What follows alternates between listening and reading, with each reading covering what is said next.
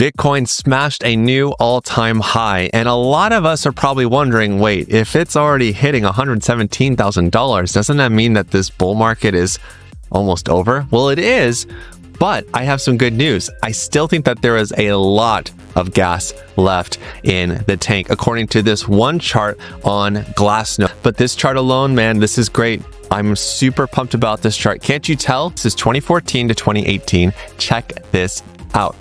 We get a max peak here on this blue line, LTH STH supply ratio, and check out what happens with the price. When we see this blue line fall, look what happens to the price of BTC. It's rallying super duper hard.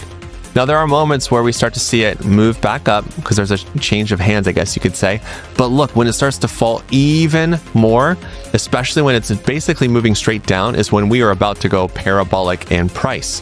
And we finally reach a low, just like back over here, and that corresponds to a top. This actually works really well for the next market. But look at where we are now. Admittedly, we are not seeing this red line plummet, which is actually a good sign that we still have gas left in the tank, a lot. When we start to see this red line start to drop dramatically lower, that is a very big signal that we should see the price of Bitcoin pumping a lot higher, letting us know that we are starting the end of the rally. Right now, we're doing just fine. It's actually flat. Now, I expect that by next week, we're going to see this start to drop a bit more. It has Thursday's data in here now, finally. I've been watching this a lot. But the main thing that's happening, look, even just over the last 2 years, you can see a similar pattern.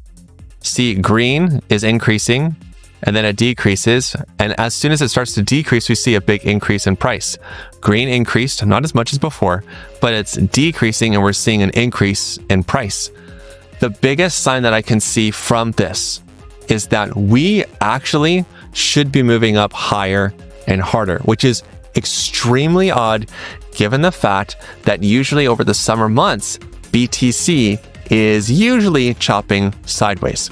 Now, I also understand that it is not fair to just choose one chart to cherry pick, but this chart isn't alone. This is one chart that just shows so much information and shows all the right information. Yes, we could look at TradingView, but looking at on-chain metrics like this is so powerful. And it's not the only one that's flashing bullish signals right now.